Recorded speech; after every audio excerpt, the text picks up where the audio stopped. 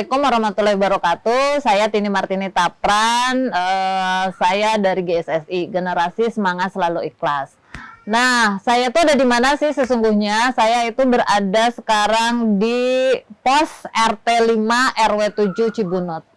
Di tempat inilah cerita perjalanan tentang pengalaman saya, ilmu dan semua yang saya pelajari di sini lebih banyak lagi gitu ya. Nah, Cibunut ini mengajarkan banyak hal pada saya. Pada saat itu tahun 2015 saya bergabung bersama 6 kolaborator lainnya di DLHK Kota Bandung, punya program namanya Kawasan Bebas Sampah. Pada saat itu DLHK Kota Bandung mencoba mengimplementasikan hasil kajian kawasan bebas sampah untuk bisa membantu pengolahan sampah yang lebih baik di Bandung.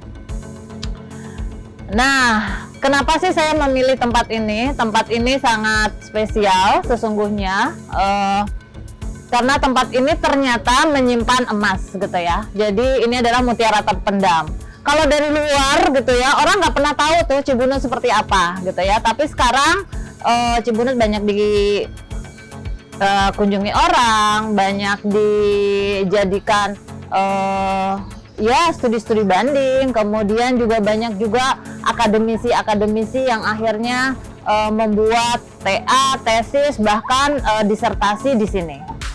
Kebayang ya, Cibunut yang awalnya kumuh, padat, kemudian mohon maaf orang-orang Cibunut, bahwa Cibunut dengan masa lalu yang sangat kelam, dulunya terkenal dengan slum area, daerah Brong gitu ya, dengan pusat perdagangan narkoba se-Bandung. Tapi itu masa lalu gitu ya. Coba sekarang datang ke Cibunut, apakah itu masih bisa bisa dirasakan seperti itu? Banyak orang yang bilang bahwa mereka tidak percaya Cibunut masa lalunya seperti itu. Nah, saya ada di sini di markasnya Oh Darling ya. Oh Darling, ada orang hebat sadar lingkungan ya. Jadi Oh Darling itu adalah orang hebat sadar lingkungan, dan ini adalah produk kompos dari Oh Darling. Jadi sampah-sampah dari daerah sini dikolek di sini, kemudian diolah, dikompos. Nah, hasil komposnya seperti ini ya. Nanti kita buka. Nah, Oh Darling tentu saja tidak hanya membuat kompos, tapi juga membuat mol, mikroorganisme lokal. Dan ini kita jodohkan seperti ini ya. Jadi ada kompos, ada mol. Nah, hal yang paling sederhana yang Oh Darling lakukan adalah edukasi ya. Jadi tahun 2015 saya hadir di sini bersama teman-teman satu geng kolaborator dari GSSI. Tentu saja kita bantu masyarakat Cibunut. Bukan kita yang ingin menawarkan produk, menawarkan program, tetapi tentu saja kita gali mimpi bersamanya Cibunut. Jadi orang-orang Cibunut itu punya mimpi ternyata, dan mimpi itu sudah mereka keep bertahun-tahun, dan bahkan mereka sudah sampai tahap bahwa yakin nggak ya mimpi ini akan terwujud gitu ya. Betul nggak sih mimpi ini harus saya keep gitu ya. Ternyata bukan karena saya datang mimpi jadi terwujud, tapi karena kekuatan Cibunut yang sangat solid. Akhirnya lewat FGD berkali-kali sampailah ketemu dengan satu pertemuan antara bapak-bapak masyarakat lainnya dengan pemuda. Dan mimpi itu bertemu dalam satu bulat ya, satu konsep, yaitu Cibunut berwarna gitu. Dan Cibunut berwarna ini tentu saja bukan hal mudah didapat dari Cibunut. Banyak sekali proses yang harus kita lalui. Salah satunya adalah edukasi tentu saja. Nanti ada edukasi, pertamanya FGD gitu ya. Mungkin kalau sekarang saya mengenalnya dengan ABCD atau PAR, Participation Action Research, atau Asset Based Community Development. Dari situ kemudian kita gali kembali, kemudian akhirnya kita dari FGD ketemulah satu ini. Oh ternyata begini sistem pengolahan sampah di kita. Kemudian edukasi. Dari edukasi, action terus menerus sampai ketemulah formulanya. Hari ini Cibunut melewati perjalanan panjang dari dream it, do it, grow it, dan saat ini mereka sedang dalam tahap share it.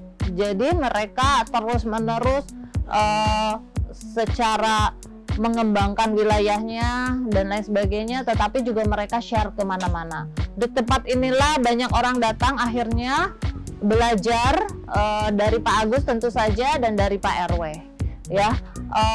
Mungkin kita perlu kenalan ya sama Pak RW dan Pak Agus, bagaimana mereka akhirnya menemukan core-nya dan passion-nya gitu ya, bahwa oh ternyata Cibunut itu akhirnya mimpinya terwujud, tapi ternyata yang lebih keren sesungguhnya adalah tagline-nya, Cibunut Finest, Cibunut terbaik.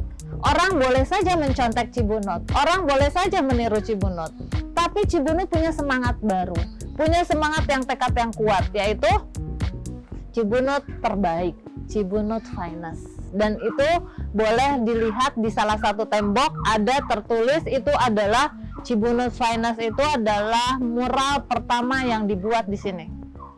Dan saya merasa sangat melting dengan si mural itu. Jadi nanti suatu hari nanti kalau ada orang-orang yang pengen ke Cibunut dan ditemenin oleh saya selalu mampirkan ke situ. Selalu bahwa ini adalah tonggak sejarahnya Cibunut, ini mural pertama yang ada di Cibunut. Itu mungkin ya. Nah, kemudian ada satu hal lagi yang senang sekali saya di Cibunut adalah tempat ini selain cozy ya, enak, terus orang-orangnya juga ramah. Satu hal lagi, banyak makanan jajanan, enak banget. Molen ini panas karena langsung dari ovennya, tinggal WA Beta molen datang panas-panas langsung dari ovennya. Dan banyak lagi makanan di sini, gitu ya. Jadi kalau menurut saya Cibunut bisa menjadi tempat yang paling nyaman untuk dikunjungi. Tapi tentu saja kalau pada saat COVID ini harus protokol kesehatannya dijaga. Begitu ya. Nanti kita panggil ya, kenalan dengan siapa sih stakeholder yang ada di sini. Mungkin kita kenalan dulu dengan Pak RW ya. Om Ibo, mangga. Nah inilah Om Ibo Pak RW teladan ya dari Cibunut. Mangga Pak RW, aku pengen tahu nih, apa saja sih yang ada di sini gitu ya, sebelum, sesudah. Ya, perkenalkan nama saya Ibo, nama aslinya Herman Sukanda, saya sebagai Ketua RW 07 Cibunut, Kelurahan Kebun Pisang. Saya akan sedikit bercerita tentang Cibunut, bagaimana Cibunut ini bermetamorfosis ya. Cibunut adalah sebuah kampung padat di tengah kota. Mungkin dulunya memang punya sejarah agak-agak, kata mungkin ini agak kelam karena di sini banyak kegiatan yang lebih negatif gitu dulunya. Tapi setelah bermetamorfosis sekarang menjadi salah satu kampung percontohan Kota Bandung, kawasan bebas sampah Kota Bandung, dan menjadi Cibunut berwarna. Kampung ini terdiri dari 10 RT dan di bawah ini ada 9 RT yang menjadi Cibunut berwarna, yaitu satu RT satu warna rumahnya dengan 5 zona mural. Jadi muralnya di sini punya konsep, harus tematik. Ada 5 zona mural di tiap-tiap RT itu. Tidak boleh sembarangan berwarna gitu, tidak sekedar berwarna, tapi harus juga bermakna kalau di Cibunut ini. Nah Cibunut, sekarang Cibunut di Kota Bandung menjadi juga salah satu titik pantau Adipura. Titik pantau Adipura, Cibunut menjadi kampung proklim, program kampung proklim dari Kementerian Lingkungan Hidup. Alhamdulillah kita juga sudah menjadi tahun 2012 sebagai juara 1 lomba pengelolaan sampah tingkat Jawa Barat. Jadi di Cibunut ini selain kampung berwarna, ada juga pengelolaan residemen ya, pengelolaan sampahnya. Itu menjadikan Cibunut menjadi tempat studi tiru ya. Dulunya memang kampung ini agak kumuh gitu ya, agak kumuh. Masih orang buang sampah di mana saja, buang kerangkang di mana saja. Tapi kita ada sistem ya, setelah ada sistem kita ada berkolaborasi itu salah satunya dengan dinas-dinas, dengan komunitas yang memang punya semangat, terutama saya punya semangat warga, semangat untuk melakukan perubahan di kampung ini gitu. Jadi sekarang Cibunut sudah menjadi salah satu ikon kota Bandung. Itu mungkin ya, jadi tentang Cibunut. Ya, itulah tadi ya, kita mengenal sosok Pak RW di Cibunut gitu ya. Bagaimana Cibunut bermetamorfosis, Om Ibu cerita bagaimana perjuangan orang-orang Cibunut itu tidak mudah sesungguhnya gitu ya. Kalau orang sekarang melihat, wah Cibunut indah, Cibunut berwarna dan lain sebagainya, orang pengen seperti ini. Tapi Cibunut melalui proses yang sangat panjang. Salah satunya adalah tadi menyatukan visi misinya antara orang-orang tua dan anak-anak muda, juga antara masyarakat. Kemudian apa sih yang dilakukan di Cibunut gitu ya, sehingga Cibunutnya bisa seperti ini? Tentu saja tadi the power of collaboration. Jadi harus berkolaborasi semuanya ya, semua stakeholder dan lain sebagainya. Yang unik dari Cibunut adalah terbuka untuk perubahan dan terbuka berkolaborasi dengan siapapun, tetapi dengan catatan tidak merusak prinsip mereka yang sesuai dengan mereka. Jadi ada pernah satu kejadian, ada satu CSR yang ingin masuk ke sini, kemudian tapi tidak sesuai dengan standar mereka tolak. Mereka punya apa ya? Punya pendirian yang kuat, tidak aji mumpung gitu ya. Dan yang satu hal lagi menurut aku adalah orang-orang Cibunut, terutama Odaling gitu ya, adalah orang-orang yang konsisten dalam melakukan edukasi tentu saja, karena pada awalnya Cibunut bisa kayak gini, ini butuh edukasi berulang-ulang. Kemudian yang kedua adalah konsistensi dari pengurus ya. Jadi ada konsistensi dan edukasi tentu saja. Itu adalah satu hal yang apa ya, bundling ya, dibundling. Kemudian ada satu lagi yang sesungguhnya adalah semangat gotong royong. Ya unik sesungguhnya di Cibunut ya. Ada satu yang mengingatkan saya ketika pertama kali saya mengikuti perayaan 17 Agustus di sini. Nah, pada saat itu 17 Agustus kan di kota, di lain ya, kalau saya sering kali 17-an Agustusan di desa tuh rame banget gitu ya dibanding dengan di kota. Tetapi di Cibunut unik. Di 17 Agustus semua warga keluar dan berpakaian unik ya. Berpakaian unik, kemudian hampir seluruh warganya ikut. Nah, disitulah saya melihat bahwa kekuatannya ternyata adalah modal sosialnya gitu ya. Nah, dari situlah Cibunut akhirnya berkembang dan jadilah seperti sekarang ini punya produk unggulan gitu ya. Selain edukasi tentu saja ada kompos, ada mall, kemudian juga ada bank sampah gitu ya. Bank sampahnya aktif gitu ya. Kemudian juga ada di Cibunut ini ada satu hal, yaitu anak-anak. Nasabah bank sampah di Cibunut didominasi oleh anak-anak, karena di Cibunut ini adalah ada anak-anak namanya Trace Hero Kids ya, dan juga ada Pasgeber ya, pasukan gerakan bersih. Nah, pasukan gerakan bersih ini mengajarkan anak-anak di Cibunut ini diawali pada saat itu tahun 2015 ya. Kemudian berkembang di uji coba, saya bikin modul Pasgeber dicobakan di sini. Anak-anak diajarkan dari mana sampah berasal, kemana sampah pergi, mari pisahkan sampah, mari olah sampah dan menjadi Pasgeber gitu ya. Nah, itu sesungguhnya di sini terjadi, dan anak-anak di sini bisa mengingatkan orang tuanya kalau orang tuanya lupa memisahkan sampah. Nah, Tapi di balik semua ini ada sosok yang hebat sesungguhnya, sosok yang sangat konsisten dalam hal edukasi persampahan ini, dan itu namanya adalah Pak Agus ya gitu. Jadi Pak Agus itu dikenal kalau di sini disebutnya dengan Pak Dirut, Direktur Bank Sampah. Keren kan? Pak Dirut mana gitu ya. Nah, nggak ada orang yang nggak paham Pak Agus di RW ini. Inilah sosoknya Pak Agus, mangga.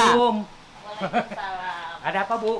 Nah, Pak Agus nih, ada teman-teman kita yang pengen tahu nih, gitu ya, bagaimana Pak Agus awal mulanya kok tertarik dengan isu persampahan, gitu. Itu dulu. Ya, itu Bu, awal mulanya aja kalau dulu itu di sini itu kelihatan kampung ini kan kotor, kumuh gitu, sampah di mana-mana. Itu Bu dari panggilan dari hati aja. Kenapa tuh ya harus itu bersih itu gimana caranya ya, dicontohin dulu sama Bapak sendiri dulu, sapu-sapu subuh udah sholat subuh sapu-sapu ke lapang sini. Dulu kan nggak tahu sampahnya itu harus digimanain, dibakar atau dibuang ke sungai. Nah, setelah datang ibu fasilitator baru kita ngerti bagaimana cara pengolahan sampah. Nah, di sini itu tadi ibu menambahkan ada trash rocket, ada anak di sini, ditambah lagi ada bocil Bu sekarang Bu, bocah cinta lingkungan ada sekarang. Tiap hari Minggu kegiatannya ada itu di sini bocil. Namanya pengen bocil katanya Bu di sini itu ya. Jadi bocah cilik ya, bocah cinta lingkungan di sini ada kurang lebih anaknya itu ada 20 orang. Kegiatannya tiap hari Minggu jam 8 pagi. Itu anak-anak itu ya seperti trash rocket, GPS gitu. Terus sudah GPS, nanti hasilnya itu residu ditimbang, terus yang bisa didaur ulang, yang ada nilai jualnya ditabungkan sama anak-anak itu nanti atas nama bocil itu. Ya, gitu aja Bu di sini itu. Ya, terima kasih Pak Agus. Tapi Pak Agus tunggu dulu, saya pengen tahu nih Pak Agus, saat sesungguhnya sulit ya.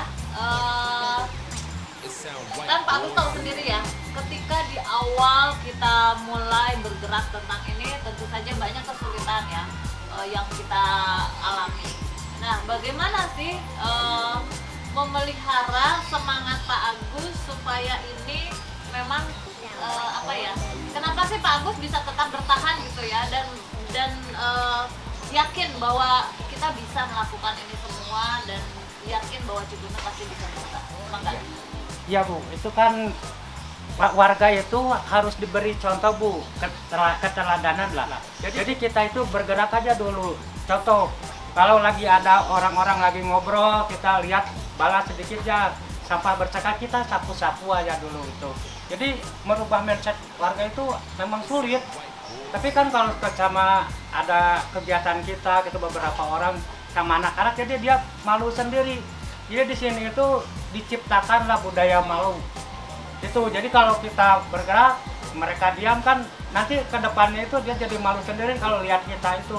Tuh lihat ada si Pak Agus katanya gitu Bu. Di sini tuh. Iya. Jadi mereka juga jadi udah siap-siap ngambil sapu-sapu gitu. Di sini itu gitu Bu. Ya, terima kasih Pak Agus.